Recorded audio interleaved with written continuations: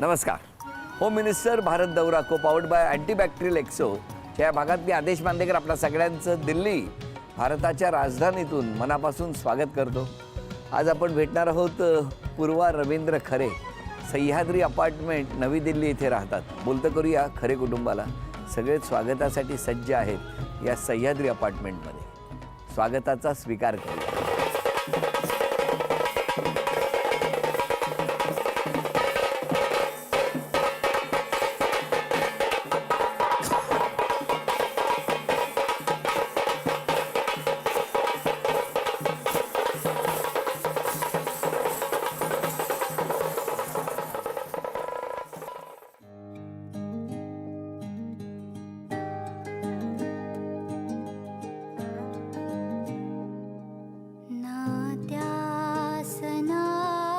ना 1997 मध्ये अचानक माझी मुलगी कार्डियक अरेस्टने गेली आणि त्याच्यानंतर जीवनाचं चक्र अगदी उलटं फिरलं. पण त्यातूनही मी आणि माझे मिस्टर आम्ही दोघंही त्याच्यातनं बाहेर निघालो आणि आमच्या आयुष्यामध्ये एक छान मुलगी आली. आणि मग पुढे तिला 2 मुली झाल्या आणि त्यांच्या संगोपनामध्ये त्यांचा अभ्यास घेणं, त्यांना बाहेर घेऊन जाणं, फिरायला घेऊन जाणं, इवन आउट ऑफ दिल्ली आम्ही त्यांना फिरायला कुठे घेऊन जातो 5-5, 6-6 दिवसाकरता. आता आमचं दोघांचा गोल फक्त आणि फक्त त्या मुलांचं संगोपन, त्यांचं पूर्ण एज्युकेशन. आणि मला असं वाटतं की ह्याकरता देव मला माझं साथ देईल आणि मी त्या मुलांचं आणि माझं जे गोल आहे ते आयुष्यात नक्कीच पूर्ण करीन. नमस्कार. नमस्कार.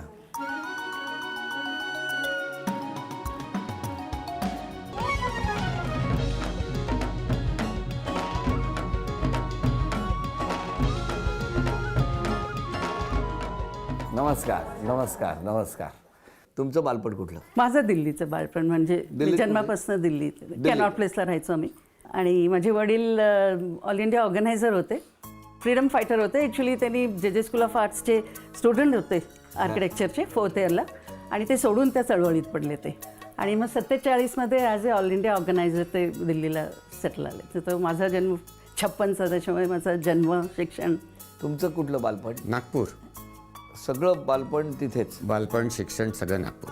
मग कुठे कनेक्शन कसं काय? महाराष्ट्र एम्पोरियमच्या वरती लायब्ररी होती, महाराष्ट्रीयन लायब्ररी.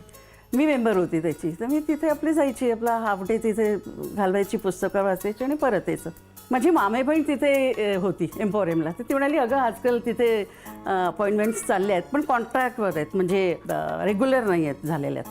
म्हणलं ठीक आहे, चला आपण असं जाता जाता मी 1-1:30 वाजला होता. म्हटलं जाता जाता आपण ॲप्लिकेशन द्यावं. आणि त्यांना विचारलं, मिस्टर वैद्य म्हणून होते तेव्हा तिथे. आणि ते मला म्हणाले ॲप्लिकेशन द्या आणि मग आम्ही बघतो. मी ॲप्लिकेशन दिली. तर ते म्हणाले मी जॉईन करा. तो म्हटलं नाही, मी तर घरी सांगूनही नाही आलेली अजून. तो म्हटलं ठीक आहे, मग उद्या विचारून या आणि मग तुम्ही जॉईन करा उद्यापासून. त्याच्यानंतरची सगळी स्टोरी इथे आहे, कारण मला ह्याच्यातलं नंतरचं काहीच माहीत नव्हतं. हे त्यांनी सगळं घडवून आणलं. ही ॲप्लिकेशन द्यायला आली होती, रिसेप्शनवर बसली होती. रिसेप्शनच्या समोर आमचं केबिन होतं. तर हळूच फटीतनं मी हिला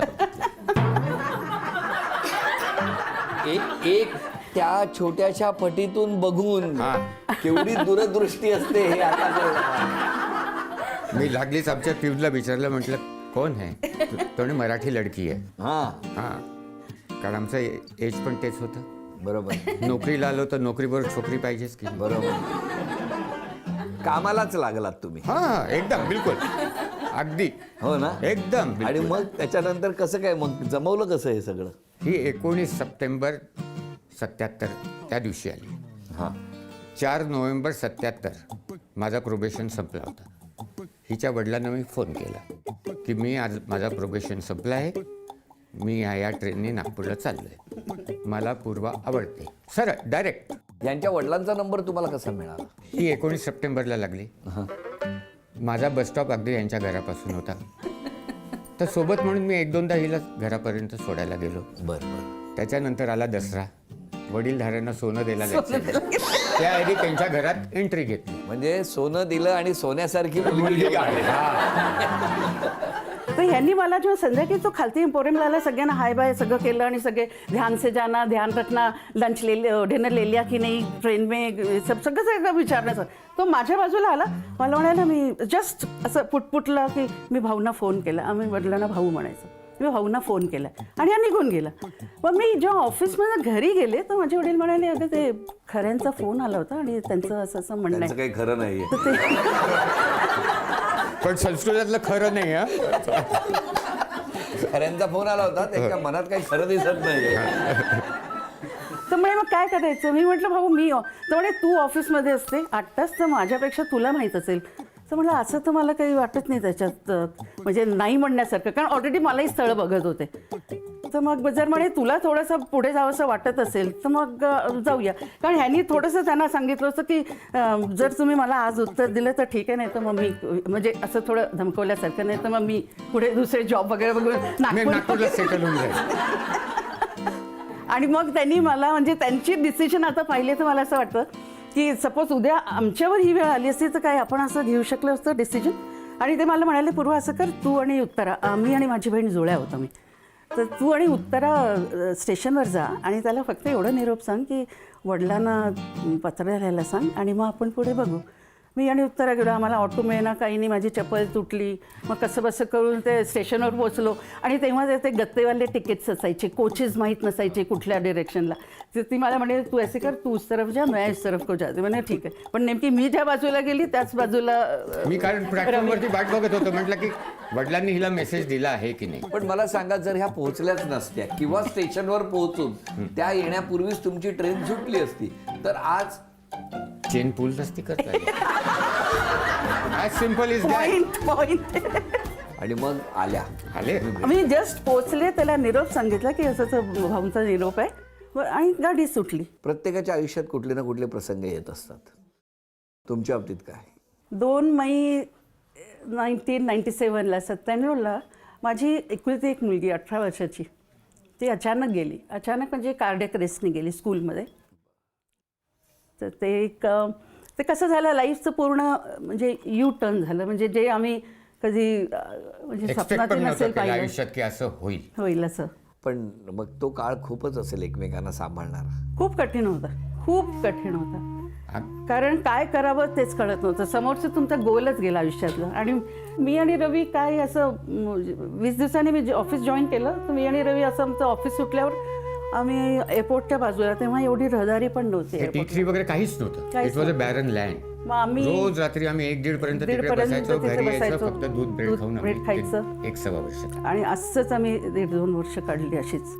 आणि त्याच पिरियडमध्ये आम्हाला हे घर म्हणजे मिळालं. कारण मला ते इथे आलो 2000मध्ये. आणि हे कुटुंब तेव्हा तुम्हाला मिळालं. हो. आणि या कुटुंबाची आमच्या दोघांवर कृपा आहे. मी एकही संधी सोडणार नाही आयुष्यामध्ये की जेव्हा जेव्हा मला जी संधी मिळेल मी या सगळ्यांचे आभार मानेन की ह्या कुटुंबामुळेच मी पुढे जाऊ शकले. अदरवाईज मी आणि रवी आम्ही दोघांपैकी एकच राहिलो. कोणीतरी एक गेलं असतं या आमचं आयुष्य आज जसं आम्ही जगतोय ते जगूच नसतो शकलो. कारण आम्ही जेव्हा मी जे आलो तर आम्ही ऑलमोस्ट आम्हाला 2 वर्ष होऊन गेलो होतं. आम्ही झोपलो नव्हतो दोघे. पण इथे पाय टाकले ह्या सोसायटीमध्ये आणि या फ्लॅटमध्ये तेव्हा मला असं वाटतं आम्ही 2 वर्षांनी 10 वाजता आम्ही झोपलो ते पहाटे 5ला उठलो. आणि कित्येक दरवाजाही नव्हतं बंद करत. पहिली वेळ होती, नाही तर आम्ही अक्षरशः डोळ्याला आमची बंद नव्हते आमचे डोळे. इतक्या मोठ्या कुटुंबाला होम मिनिस्टर कुटुंबाचा आणि झी मराठीचा नमस्कार. नाही माझा आभार. मग या सोसायटीतच तुम्ही रमला.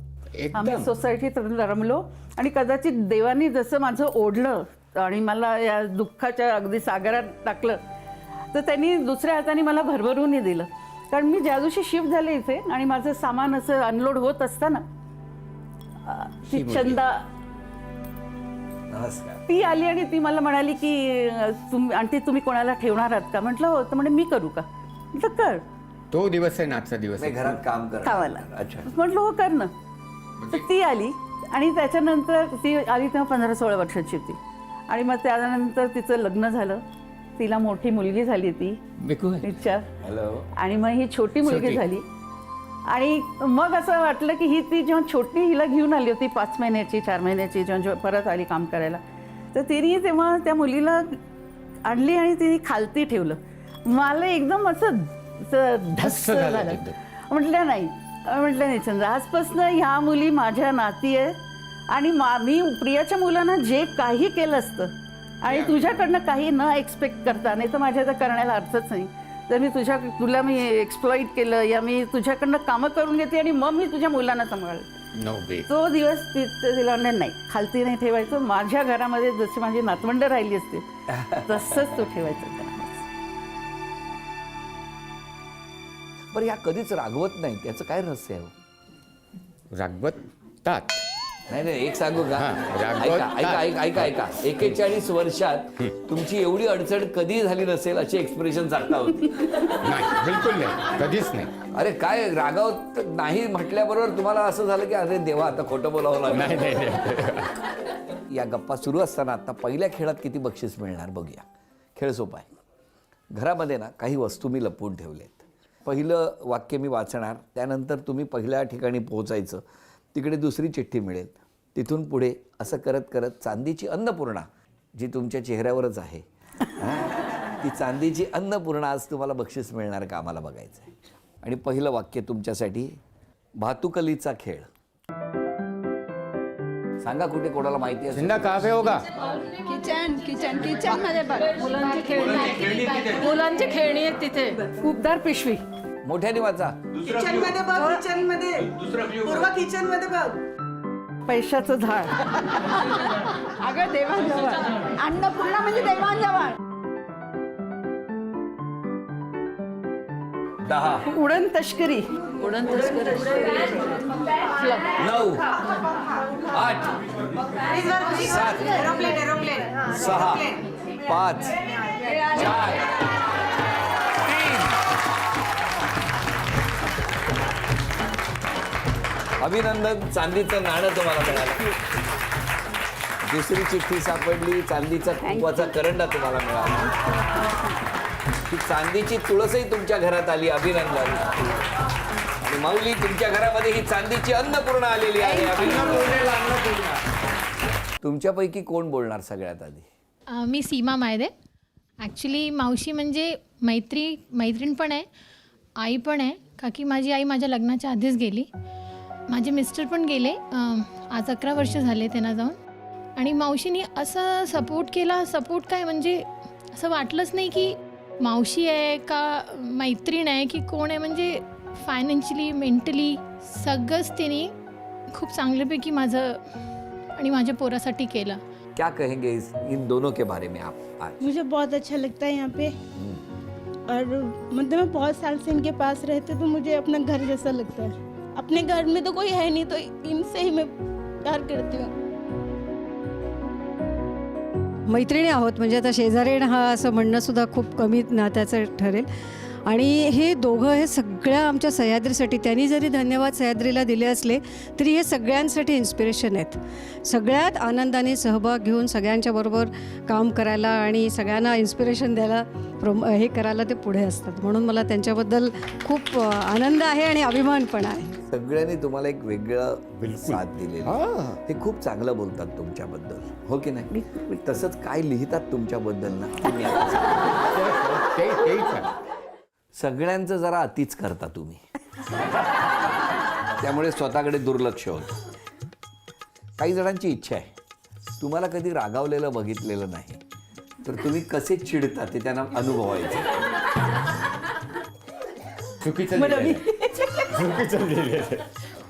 फार हळव्या आहात, पटकन डोळ्यात पाणी येतं. कोणी जर तुमच्याकडे दुर्लक्ष केलं तर त्याचा त्रास करून घेतात. CCTV आहे ते.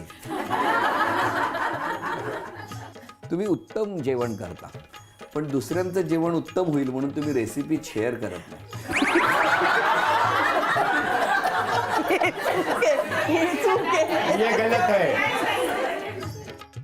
तुमच्यामुळे ना काही जणांचं बघा, मी आहे तसंच्या तसं वाचतो.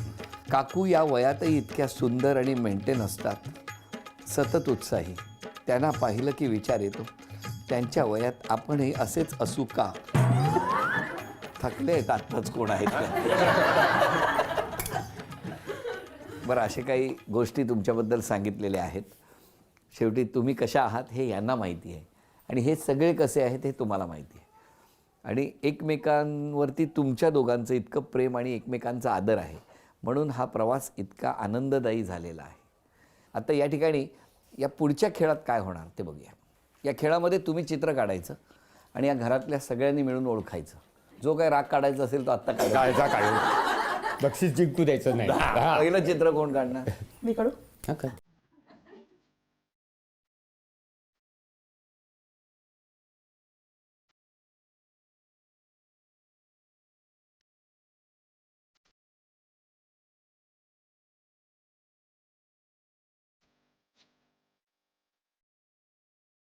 ट्रेन.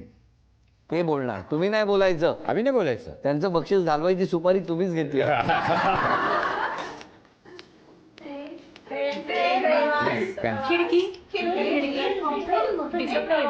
तिकडे असं फिरवणार. अभिनंदन. हे पहिलं बक्षीस तुम्हाला मिळालं. पुढचं चित्र तुम्ही काढायचंय न बोलता.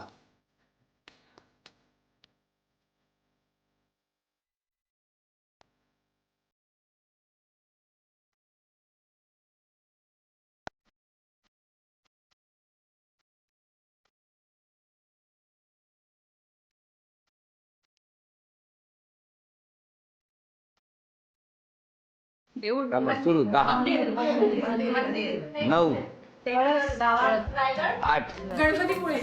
7 6 अक्षरधाम. येस. कोण आहे? ए, जीत गई. काय मॅडम, कसं ओळखलं? त्याचा वरचा जो झेंडा काढलाय हां, त्याच्यावरून ओळखलं. आम्हाला रोज जाता येता दिसतो. आणि ही नदी आहे यमुना. आणि बाकीचे डोळे बंद करून अभिनंदन. पुढचं चित्र.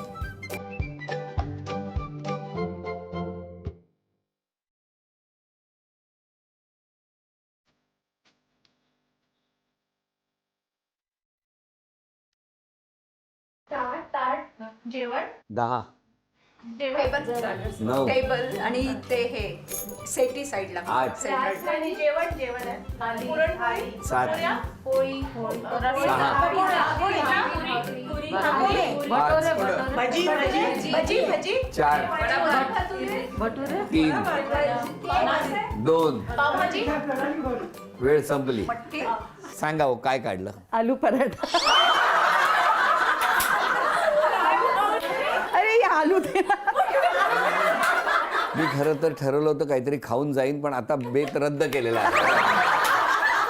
मला तुम्हाला विचारायचं आहे, त्यांच्याकडून आत्ता इतक्या वर्षांनी 3 अपेक्षा व्यक्त करायच्या असतील तर त्या कुठल्या करा?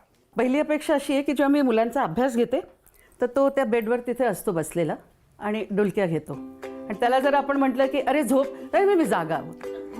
तर माझी अशी अपेक्षा आहे की त्याला जेव्हा झोपेची वेळ त्यांनी सरळ झोपा. आडवं जावं. कळलं का? डुलक्या काढून स्वतःला त्रास करून घेऊ नये. दुसरी अपेक्षा. दुसरी अपेक्षा मी डोळे बंद करायच्या आधी त्याचं कमीत कमी अर्धा किलो तरी वजन वाढावं. तिसरी अपेक्षा. तिसरी काही नाही, जसा त्याचा स्वभाव आहे तसाच राहावा आनंदी. तुमच्या 3 अपेक्षा सांगा. ती जशी आहे 77 पासून ती तशीच आहे. त्याच्यात काही काडी मात्र बदल नको. तो झालाच. दुसरी अपेक्षा. कधी कधी चिडते ते जरा कमी आवाजात. मला वाटलं तुमच्या स्वभावाप्रमाणे तुम्ही म्हणता की काय, की कधी कधी चिडते ती जरा आणखी मोठ्याने चिडते. नाही नाही नाही. म्हणजे गेटवरच्या वॉचमनला पण कळलं पाहिजे ही चिडते. मी तिला म्हणतो मराठी सोसायटी जरा हळू आवाजात बोल.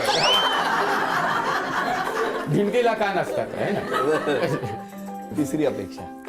माझी एकच इच्छा आहे की तिने माझ्याबरोबर रमी वगैरे खेळावी, ब्रिज खेळावी. हिला पत्तेच नाही पकडता येत. हे शिका असं मी कधी म्हणणार. आता क्षण आलेला आहे तो सन्मानाचा. महाराष्ट्राच्या आपल्या संस्कृतीप्रमाणे तुमची एक ओटी भरण्यात येणार आहे.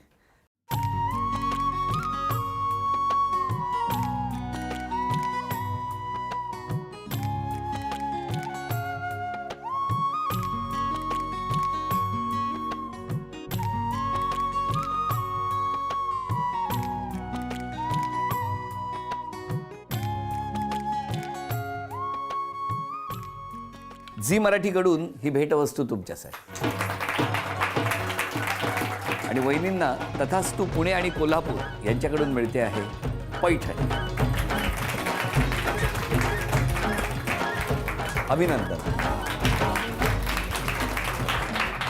झी मराठीकडून ही भेटवस्तू.